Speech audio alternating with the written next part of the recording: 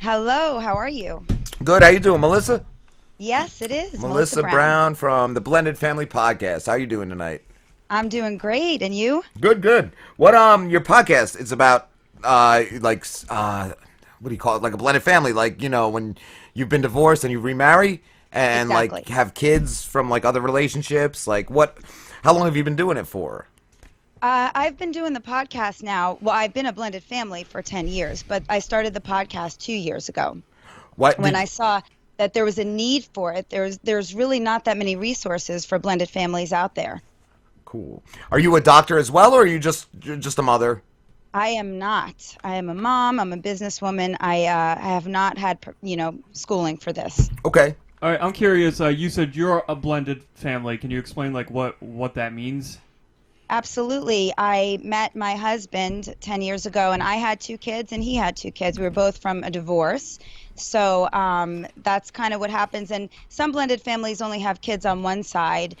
We have it on both, which makes it very complex and complicated. And I've seen things from every angle, right? Because I'm a bio mom, I'm a stepmom. My husband is a bio dad and a stepdad. And we both have had experiences being the custodial and the non custodial parents. So we really have every angle. Wow. What's the biggest issue that's come up with not only you, with other like other blended families?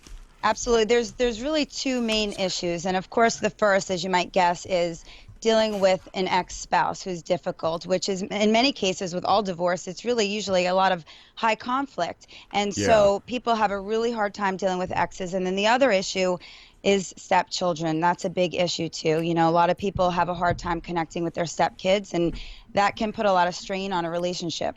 Is it true? Like, do you love your kids more? Like, I mean, I'm not asking you to throw anyone under the bus, but like, is it really difficult to get over the fact that like, I don't know, those, the biological ones, like, does that ever come into play? It always comes into play because people always say, you have that bond with your bio child that's undescribable, right? And then Yeah. you have this stepchild that you never had a chance to bond with them, and that biological bond is missing. So it's different. It's not that you love yours more, you just love them differently. It's a Yeah. whole different kind of relationship, and that's what people don't really understand. And then they feel very guilty because they feel that way about their stepchild. Yeah. And it's not about beating yourself up. It's about understanding the dynamics. I'm a father, and I've talked to other parents too. Like, and I always felt guilty. Like, one, you favor a little more of your own children, and like I've heard other parents say, "Yeah, no, it's just the way it is. It's just the way it is." Like, don't Yeah. show it, but yeah, like the one is like your favorite, the other's great too, but it's just different. Well, again, like you said, I mean, even with my own bio children, I have a different relationship with each of them. Yeah, And they were both born from me. They're just different kids with different personalities. And it's the same with my bonus children, and yeah, I've known them for over half of their life. So we're very, very close. And I know that in some cases when you meet later on in life and the stepchildren are teenagers, that's a little bit different. I had it easier, because I got to know these kids when they were when young. they were little. If you're Okay. Yeah, if you're meeting a kid and they're 15 and they're angry about their parents' divorce, they're Yeah, not going to be very happy, I was gonna ask that. What do you do like in that situation when you're dealing with an angry kid? Like, that's always, you're not my father, you're not my mother. Like, what do you do in that case? Do you just have to step back, and like, how does that work? Well, you definitely have to give them some space and understand why they're feeling the way that they're feeling. But of course, if you're all living in the same house, you have to get to a place of mutual respect for everybody to understand, like, this is the way it is. We're here. We're not going anywhere. But definitely try to get into the kid's head and find out, why are you so angry? What does it have to do with? But as a step parent, what I would say is that's something that you can't take personal, right? Because kids are always going to say, you're not my real mom, you're not my real dad. And it's easy to just get really offended about that. But understand, you know what? I'm not their bio parent. And Yeah. so I understand where they're coming from. And I'm not going to take this personal. It has nothing to do with me. It's all about them and their acceptance of the situation. So that too. My parents were always together, but sometimes it was like, why? They just like, I remember one time, my dad dropped me off. It was rare that he ever dropped me off at a school event or anything like that, but he dropped me off, and I forget what he said. I just remember the fact that he was really terrible to me. And I got out, and a couple of my friends, my friend Sean, she was like, "Is that your real dad or is that your stepdad?" I'm like, I was so mortified. I was like, "That's my real dad." Oh, wow. And And it's gotten better since. It's gotten better. He had things going on and all that, and that he had to face on his own. But yeah, he was Right. always. It was great. Like as a kid, he was great, but then getting older, it got. And then he also said too, like I reminded him of his father a lot. And I've met my grandfather only like a few times in my life, but when I got older and met him, I'm like, yeah, I really like our mannerisms, everything about Really? us is like so similar, so dead on. And so yeah, that was an issue in it. And like I said, since then we have a great relationship now, but it was, And so your parents are still together? yeah, they're still together. Well, So that's great. Unfortunately, it's less common now. yeah, that is. Like, yeah, but that's what I was gonna say too. With divorces being so rampant nowadays, like a show like yours would definitely be a good thing. Are your parents still together, Slim? Or My, no? no. Oh, yours too? My dad. Oh, I'm sorry. Go ahead. I was asking Slim. I'm sorry, Melissa. Oh, I'm sorry. Go ahead. I was just gonna say no. I was raised. My parents divorced when I was maybe 3 years old, so I lived with my mother and my stepfather, and then on the weekends I would visit my Your dad. my father and my I don't even want to. She's a cunt. Yeah. So, but yeah. My father had it where his mother passed away when he was young, so it was like, yeah, he has like a stepmother that was a. That's rough. It's rough. Rough. Like I was gonna ask you too. I'm sorry to cut anybody off, but my kids are real little. Melissa, do you ever have that sort of a thing like that gets brought up? Like sometimes they ask me, like, why aren't you and mommy still together? And like I just say like we just really thought we didn't get along. Like what's a good thing to do in that situation? Well, I always say with the kids, honesty is the best policy. And of course, you have to judge it based on their age, what they're ready to hear. But Yeah. we always found in my family that, if you lie, they see right through it and they know. And even if you have to put it in kid terms. That's what I But do. you always kind of want to be honest. You don't have to say, your mother or your father was an asshole or whatever. Yeah. And they did this and they did that to me. But you can say, your father, your mother, things didn't work out between us and they chose a different path or, whatever it may be. If there's a situation of cheating, for instance, maybe you don't want to tell your 5-year-old there was cheating, but a 15-year-old can handle that information and they need to process it because they probably already know or they're going to find out eventually, and then they're going to think that you're a liar. Yeah. What do you do too? Like I've also had where she's called me on speakerphone with them in the car, screaming at them because she's mad at them because they're acting up, and she'll scream, "You're not gonna be a piece of shit like your father." Yeah, I just hang up on her. I just hang up. no. I'm like, I'm not gonna do this with you. I'm not gonna do this, especially in front of the kids. They're in the car. You're on speaker. You're gonna end up homeless or in prison. She'll scream at them, and it doesn't happen that often. But like I said, it's happened. It's definitely happened. Well, and what's interesting is that I'm getting ready to interview somebody next week, two people actually, on parental alienation. And it's exactly what you're describing. It's when one parent tries to turn the kids against the other parent, and it is so wrong, but it is so common, unfortunately, and it's happening. I'm actually getting ready to do 2 shows on the topic, so you guys will need to stay tuned for that. It's a tough one with the kids, because it's not fair. They shouldn't have to hear things about their other parent at all. And, unfortunately, people should know better, but they do it. Yeah. Yeah. I remember too when we were going through the divorce, they have like some workshop you got to go to. It's like a video or something. This is corny acting, yeah, but it tells you things like don't put the kids in the middle of a fight and shit. I remember like we were like walking out of it at the same time and she was just like, "Oh, that was so stupid." And I was like, "Well, they had some good points in there." Like, and she was just belligerent about it. Right, she didn't even. They don't know what they're talking about and that kind of shit. So I got a question real quick, Melissa. How are you? My parents are divorced, and my old stepdad, God bless his soul, he was, him and I would go out on town, and I grew up in the same town, so, a lot of people that I came across knew me and everything like that, and he would introduce me to people that I know as his son, and Yes. I didn't know how to act, because I'm like, yeah, I'm his son, but I'm not his son, like my dad still lives in the Right. same town, and they may know my dad, so I'm kind of, I didn't even know how to act with that. I mean, I got his point, like, I guess he was trying to be cordial or whatever, trying to be nice, like, oh, this is my son, but I'm like, I'm not Well- really your son, Yeah, and I'll be honest with you, coming from, I'm a parent who I actually often call my bonus kids, my children, sometimes when I'm referring to people, just because sometimes it's easier than explaining a situation. Right. Another reason that he might do it is because he really looks at you as his son. Right. I look at my bonus children as my children, and I know that they have a mother, but they're still my babies, and I've known them for a long time. And so because I always kind of tell people how to look at things from another perspective. I would just think that maybe he loves you and has love for you like a son, and maybe that's why he says that. But of course, if it makes you feel uncomfortable, then it warrants a conversation with him, and you can say it in a really nice way and ask him. Say, why do you call me your son? And see what he says, It's like a and don't be double-edged afraid. sword. Like Yeah. he's trying Exactly. to like include you, but it's still at the Good same point. time. Yeah. Yeah. I always kind of try to see the positive side of things and turn things around a little bit, because I know that it can be stressful. Right. Melissa, you were raised by step parents as well? I was not. My parents were divorced when I was very young, when I was 12, but they both really never moved on to form other long-lasting relationships where I had a step parent.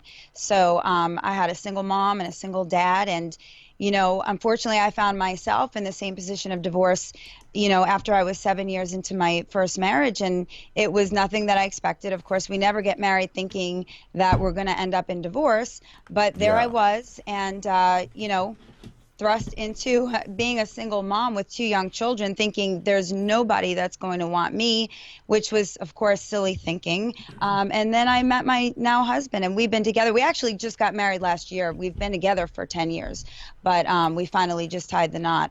Congrats. But it is scary. It took me a long time, too, because I didn't want to make a mistake, Yeah, especially having the other one that didn't work exactly. Yeah. What it's scary. I was gonna ask you real quick too. Like, and it's a tough topic, but does the show ever touch on like molestation? Because I went to a church when I was younger with and the girl there. I remember I don't know who found out, but they said her stepfather tried molesting her, and I guess she told the mother, and the mother like left the guy. But like, have you ever heard of any stories like that?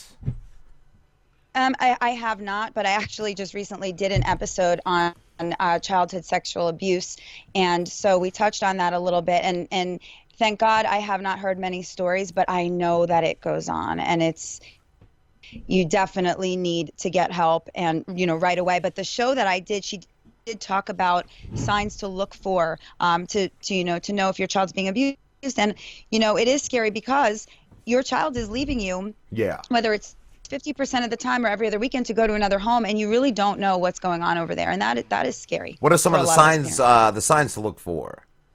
I think I'm trying to remember what we went over, but I think it was suddenly becoming withdrawn. Changing certain habits. Not being happy. Just any kind of pattern changes in a child.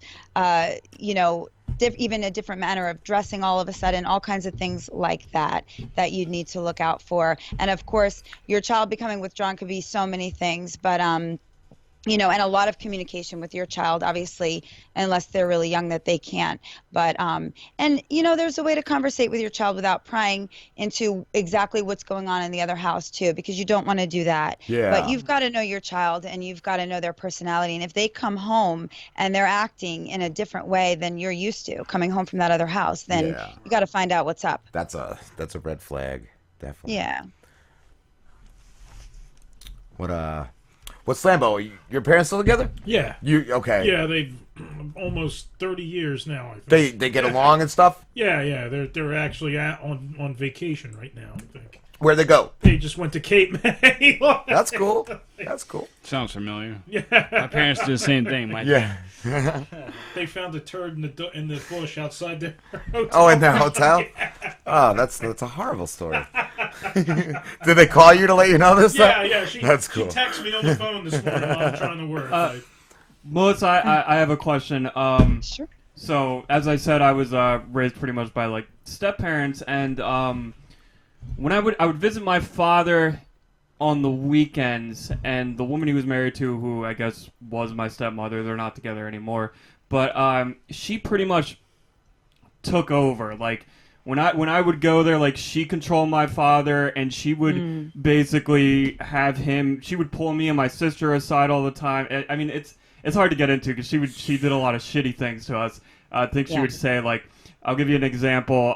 She once told me and my sister, and we're kids, we're children. She told me and my sister that she couldn't bring us to church because of the way we were dressed. We looked like that she just picked us up out from the woods, like we were homeless kids or something. But this stuff would go on. So, like, what do you do in a situation if you find out that when you send your kids over to see their father or their mother, that person isn't in control, the step-parent is taking control?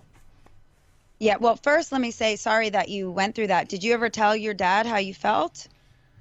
Not really. No, not when growing up. She actually, the stepmother had recently, well, not recently, I guess a couple years ago, she basically got like some breast implants, had my father co-sign, and then just got up and left like all her kids with him, and it was just a big mess.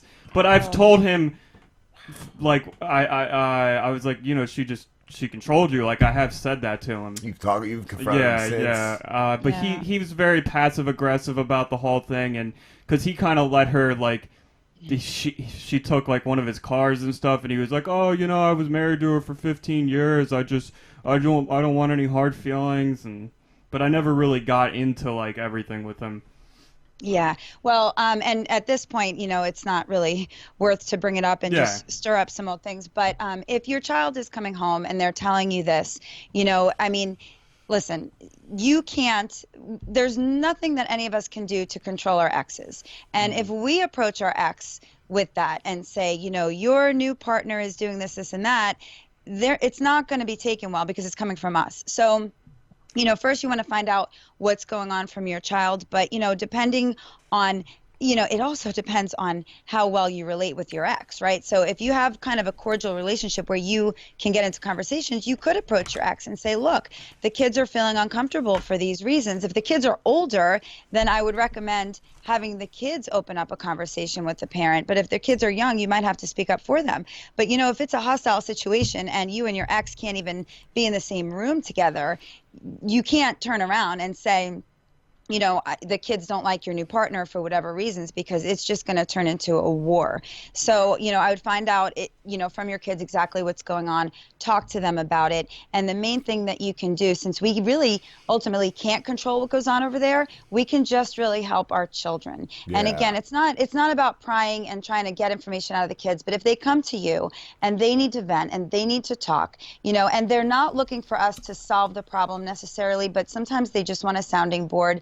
And the worst thing you could do when your kids tell you stuff about your ex is to kind of instigate and get, have a big reaction, because that's not going to help the kids. And they really don't want to get the other parent in trouble per se. They just need somebody to talk to. And so you listen to them, and then you help your children deal with whatever situation it is, because that's really all we can do is control our own reactions to situations. And that's what we want to teach our children too.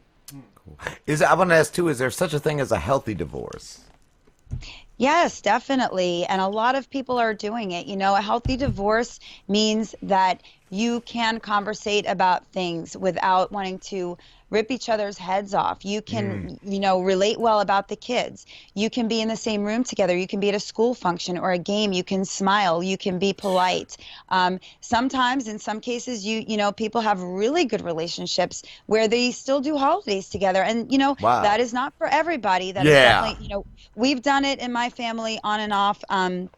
But it is not for everybody. But still, what you want at least is to get to a place where you can be around each other in front of the kids and be smiling, because the kids are going to look and say, look, mom and dad are both here at my game. They're standing next to each other, possibly with my step parents, all together and talking, and this feels great to a child. And that's why you do it. You don't do it because you love your ex. Yeah. You do it because everything that you do, you're doing for those children.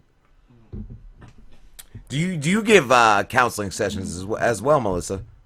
Yeah, I do coaching on the side for people that need kind of one-on-one interaction with me to come up with a definite plan, because in the show, there's only so much I can offer people. That's cool. What do you have? What did you say you have coming up on the next show? It's not on the next show, but in the next month, I guess May is Mental Health Awareness Month, and a lot of my listeners struggle with exes who have mental illness, whatever form it is, whether it's depression, bipolar. Yeah, I always thought my ex-wife kind of bipolar because one minute she'd be breaking stuff, one minute she'd be hitting me, and it was all So over the you'll place. definitely want to tune in. In the whole month of May, I'm doing mental health, and those two shows that I told you on parental alienation are coming up either at the end of April or in May. And so we have all kinds of shows on all kinds of topics. We've got, over 100 shows now. So pretty much on any topic that you can think of. So with mental health, what's the best thing to do? Well, that's what we're going to cover. And I have some experts coming on the show. But, it's really about learning, whatever the mental health illness that your ex-partner might have or whoever in your family has. It's about learning and understanding their mental illness. And again, since you can't always fix that, it's about learning how you can cope and learning how you can deal with it and how you react to it so that you're sane. Because that's kind of my whole purpose of the show, is teaching you how to be sane and how to have a peaceful blended family. And even if you can't control everybody else, you can kind of make your own peace with the situation and learn how to deal with things in the best way. Cool. And we got to wrap this up in a few minutes, Melissa, but I was going to ask every guest tonight. I have a friend at work. He's been insistent that a hot dog is considered a sandwich. How do you feel about that? Definitely is not a sandwich, in my opinion. Awesome. Too. Yes, that's what I'm going to say. I'm going to have Nice. I'm going to have all these answers, and I'm going to confront him with But this. here's where you blur the line now. Okay, There so- is a slippery slope. No, People no. think wraps are because sandwiches. there's sausage and peppers, right? Ooh, As a that's not a sandwich. sandwich. No, But it that's a sausage and peppers. It's a sub. Well, you can get a Ah. sausage and pepper hero or a sub, But- but that's kind of not the same as a sandwich. Yeah, okay. I was going to say, are you going that right? My all right. brain just fried a little bit. It's on a bun. Oh, you It's can on a yell at him, bun. Melissa. Yell at him. He's No, he's if used a to it. hot dog is on a bun, it is not a sandwich. Thank you. You are so welcome. That's what we want to hear. That's Yeah. That's the voice of reason. Right? Good. Glad I could help. Melissa, where can everybody find you in your show? You can go right to the website at blendedfamilypodcast.com, and then all of my information is right there for you. Awesome. Thank you so much. Thank you, guys. Have a great night. You You too. too. You too.